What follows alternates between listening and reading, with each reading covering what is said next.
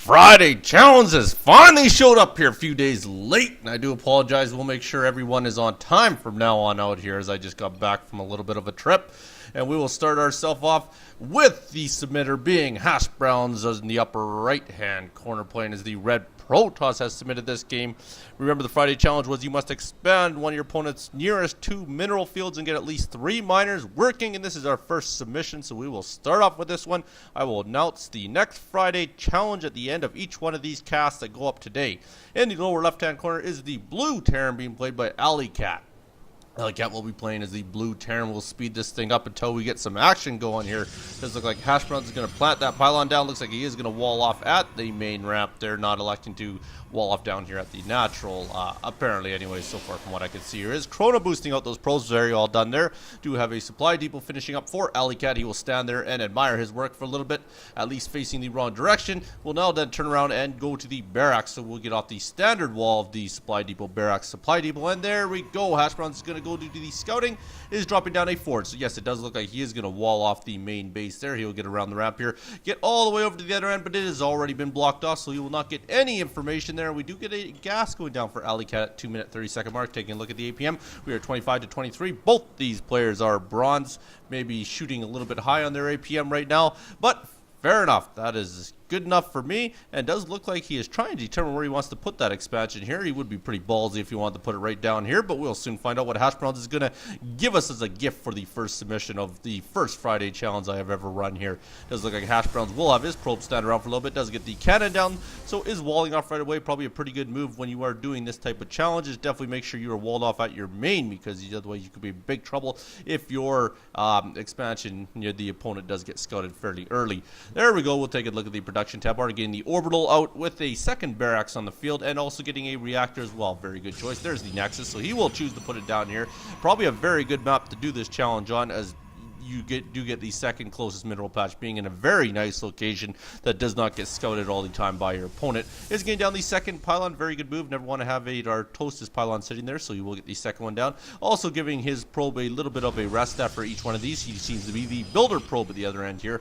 It does look like he's doing fairly well with getting out those probes. They're definitely not using the chrono boost at this point in time, so has given up on that. And I would imagine that a gateway is probably going to come down. A cybernetics core will probably follow this gateway fairly closely, and then we'll determine what he's going to get into for a build. Is that a bunker? Yes, that is a bunker. Fairly odd location for a bunker. It's not a bad location, as it will see a fairly good area up there. But fair enough, wouldn't mind seeing it maybe a little tighter in there, but fair enough, that's not a bad location by no means. Does look like he's going to work on the single gas here. Does have 3 workers going off it, so definitely not going into a gas heavy build. Engineering bay you can see is in production as well. Just the single gateway still going down for Hashbrowns down here, and we'll soon find out whether or not he can manage to get the 3 workers up at the Nexus to qualify for this challenge. I'll have to assume he did, since he did submit it, but we will soon find out. He might have made a mistake and maybe not got that going here. Engineering bay will finish up here. Take a look at the units tab at this point in time. Really don't have any offensive units, just a couple Marines on the field so far.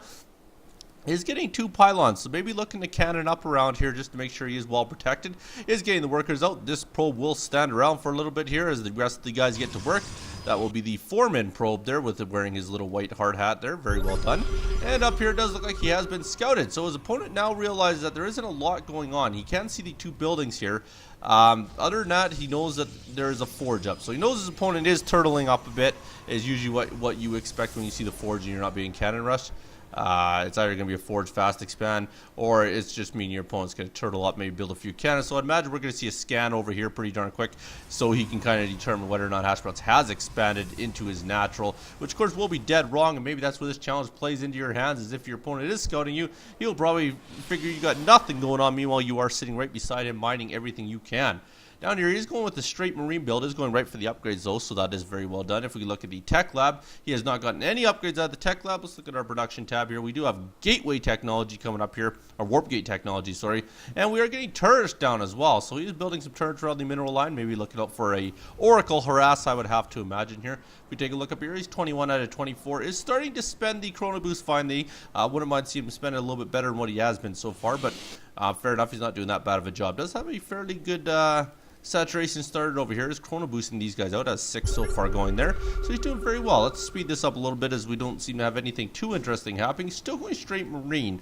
So fairly interesting. Usually you want to build a, you know, either a 60, 40, 70, 30 Marine to Marauder, especially when you're playing against Protoss. Marauders are very handy unless he is expecting his opponent Hashbrowns to go straight air.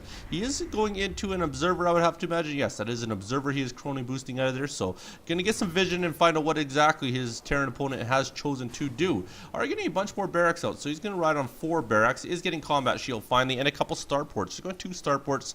Now what he does with those starports, I'm going to have to determine. Maybe medevac. If you are going medevac, 2 starports could be a little hefty, but is also a very viable build. 2 starports is very handy, especially if you want to push pretty hard at a timing, maybe at the 11 or 12 minute mark, I would have to imagine. But either way, most of the time 2 is pretty hefty. He is finally going down to the natural there, where he's going to place a bunker, probably plant a bunch more Marines in there, keep the Marines on the top ground as well. So is finally thinking that he better start expanding here. Marine Marauder, a little bit surprised he hasn't started to push out yet. We are at the 10 minute mark, has elected not to leave his base here. And he is going with 2 tech labs, so maybe getting into a battlecruiser build. Oh, Banshee it looks like. He is getting cloaking, so it looks like we will see a Banshee build, a little Banshee cloak happening at this point in time. And there's the scan. So he does feel right now at this point in time that Hashbrowns is not expanded. So he really needs to get out there and scout a little bit. Otherwise, he could be in big trouble thinking Hashbrowns is riding on 1 base. At the same time, he's got to be a little bit suspicious as he cannot find an army so far with his scans.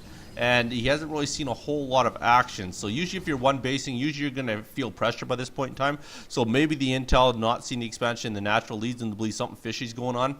Either he's teching up really hard or he has actually expanded in a hidden expo. So hopefully he can take that intel and basically use it to his advantage there. So he's getting a full wall off here. Does look like he's going to probably plant down another supply depot at some point in time. But now it looks like the expansion is going to get ready once he does get up to 400.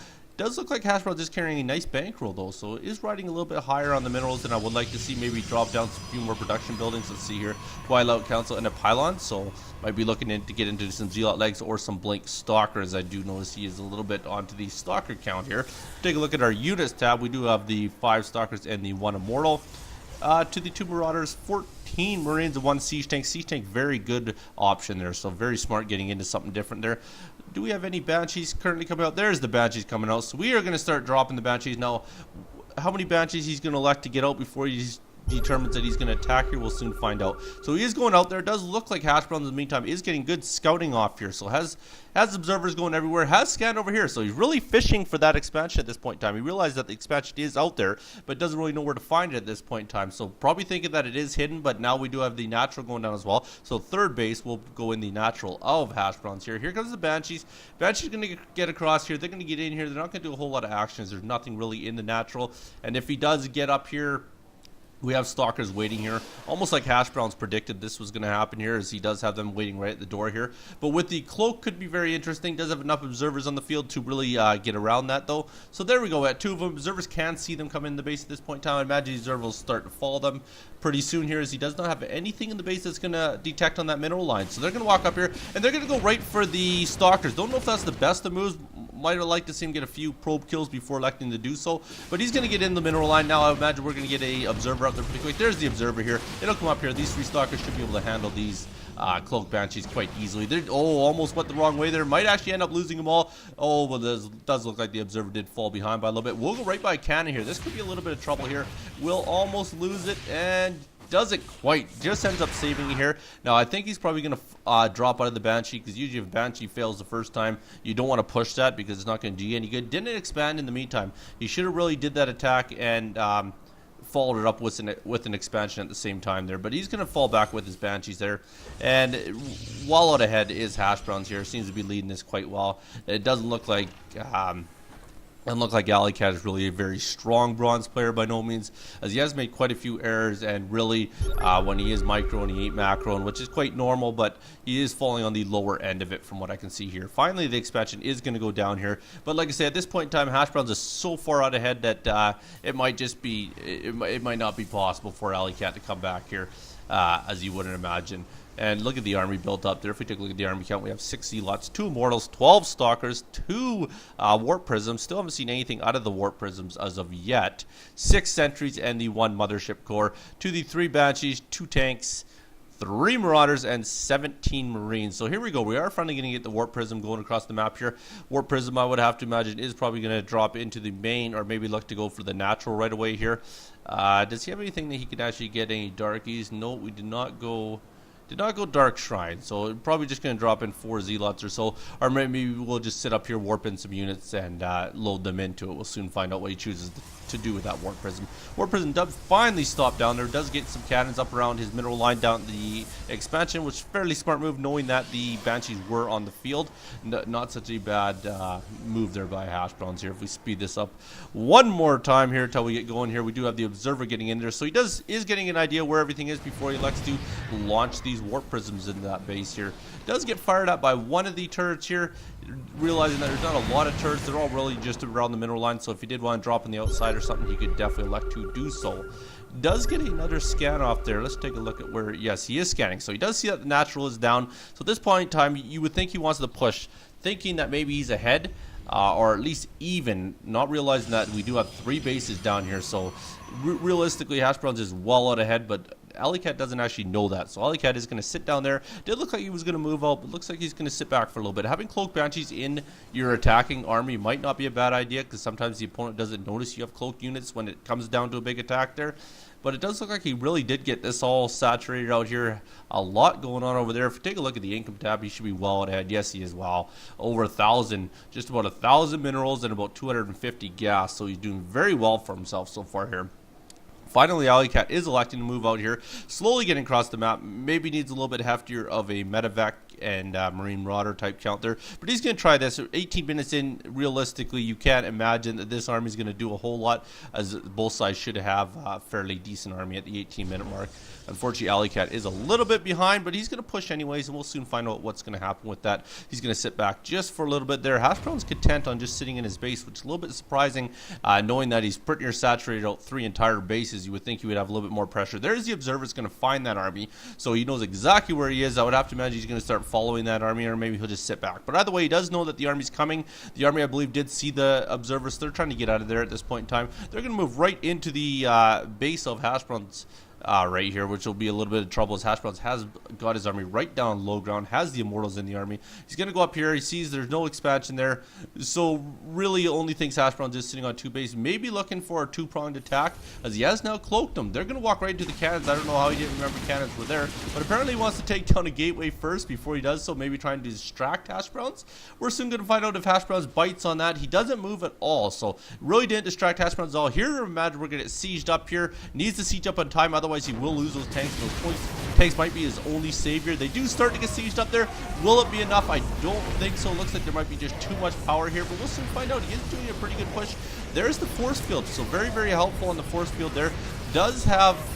No, does not have Marine legs at all. He doesn't even have Blink, so not entirely sure why he got the Twilight Council. He is losing quite a few guys here, so this is a little bit of trouble here. Does have more reinforcements coming in as well here. Hashbrowns may not be able to handle this, but finally does get down a couple more Immortals, or at least one more mortar there, so that is very handy. Does end up chasing him out, brings down a lot more Stalkers here, so it does very well. So good defend there. His Observers are moving like crazy here, or sorry, all his units are. He's got a lot of units, but all of his Observers are coming back as well. Must have used the F2 command, I would have to imagine there. They all get back to the base here. Does have the Observer over there. Would like to think he sees that army sitting here, as it does look like he was loaded up for a split second there, but then emptied out his units. That might be a move that you might want to look at doing there. Maybe starting to drop into the back of these main base, or these expansions of Hashbrowns. Hashbrowns will engage one more time when alleycat gets up there. Alleycat will end up losing this army fairly quickly, I would have to imagine, as it does look like Hashbrowns has a lot of voids on the field. These voids should be able to melt away at everything there. There they go. They're going to melt away at all the Marauders. Does end up chasing him out of there, realizing that he is really outmatched. So now he's feeling the heat here. We'll get back there. He is doing a very good job at spending, though, which is very impressive. If you take a look at our production tab, 2 Vikings, getting a few more Marauders, getting some Widowbines out as well, so he's doing very well as far as the macro game goes while he attacks there. Hashbrowns, on the other hand, still carrying a very high bankroll as well as gas, so wouldn't mind maybe seeing a lot more production buildings. He did do the production buildings, just isn't building on them right now. He will get all them up here. Okay, there we go. He has the production buildings, he just isn't spending the money, so fair enough. He will now, I would imagine, roll through that bankroll here, as he does have a lot of Stargates and does look like he is going to get in the Void Race. So realistically, there we go. Now he's queuing them all up here, so that will spend the rest of his gas here. So now he's going to accumulate a very big army and very quickly. As you can see, he's up 173 to 122 at this point in time. So alleycat really far behind as far as the army count goes. Does look like he is pushing the Widow Mines up here, so that is exactly what he needs to do. Widow Mines could be a game changer, and they usually are a game changer in many matchups here. There's the detection though. Detection helps him out a lot. Does get one Widow Mine shot up here. Don't know if it's going to be enough here, as he's pushing through with a lot of Void Rays, and there's not a very heavy Marine count. He does have a lot of Marauders here, maybe way too many Marauders. That might be the downfall he ends up going with. Like I always say, I like the 60-40, 70-30 split ratio between Marines to Marauders, because when you get too heavy on the Marauders, this is what happens. You get mass Voyager or something like that. They're going to walk through this, just not enough Vikings there. Here they go. I would imagine they're going to continue this push, as he does know he has massacred a very big army. 143 to 63. Is even bringing the Warp Prisms along for the ride at the same time. The 4 observers. Everybody gets to come. It looks like an F2 party he's sending down there. Here they go. They're going to come all the way down here. Is getting a very big SCV transfer. Does look like he wants to pick off that SCV transfer. Not even a transfer. There's long distance mining. Not entirely sure what he's doing there. Maybe he has a new type of build where he long distance mines, or maybe he's doing a challenge himself. There we go. Does end up losing quite a few of them here. If we take a look at that here, it does look like 15 workers ended up going down there. 5 workers have been killed by alleycat here. Here he goes. Looks like he's going to make that final push into the base here. We'll clear all our tabs off here and watch him massacre through with these mass amount of Void Rays. There they go. Void Rays are going to go over the top. They're going to take out that siege tank here. He does have a couple Vikings, so he did start getting into the Vikings. Having those 2 starports did help a lot. He really needed to put them on reactors, though, which unfortunately he didn't end up doing. If you are going to see that many voids in the field, when he did realize that, immediately should have put him onto reactors, so he just started pumping the Vikings like crazy. If looking over here, it does look like he is just going to leave that army there. Not entirely sure why. Maybe he's being a little bit cautious. Not entirely sure how many siege tanks are on the ground, something like that. So he will end up moving in. Does see the bunker there finally. Vikings do come out. They're going to melt pretty quickly here. There they both go, and now this should be a GG here. It does look like Hashbrowns will end up taking this. Does have 2 siege tanks on the high ground. Don't think they're going to last overly long, as those voids do get in there and clean them up quite easily there. And there goes that last bunker, and it does look like all the offensive units have been melted by Hashbrowns there. Did bring out all the observers to watch this glorious victory. He will accumulate. Brings in the rest of those Void Rays here. Taking a look at his final count was 11 Void Rays on the field here. He ends up dropping a lot of mules. Not entirely sure why he dropped the mules down there. Maybe he thought he could save that command center.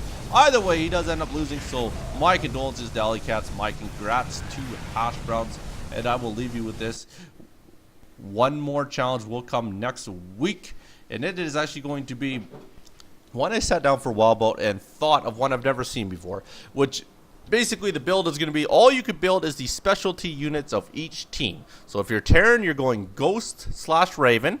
If you're going to be Zerg, you're going to go Infestor/Viper, and I know that's a tough one. Zerg, in my mind, is the toughest. And if you are going to go Protoss, you must go Templar, Templar/Mothership Core, which could be a tough one as well. But either way, that is how you need to win your game there. So like I say, take the 2 specialty units of each team. That's all you can build as far as offensive units go, and see how you do. Submit that for this Friday coming up. I will announce it 1 and 2 more times for the next 2 games that I'm going to cast here. And other than that, I will tell you, if you're going to cook your bacon the wrong way, don't put your trophy on the proper rack. Thanks so much for watching. You be good. Don't hurt nobody. Peace.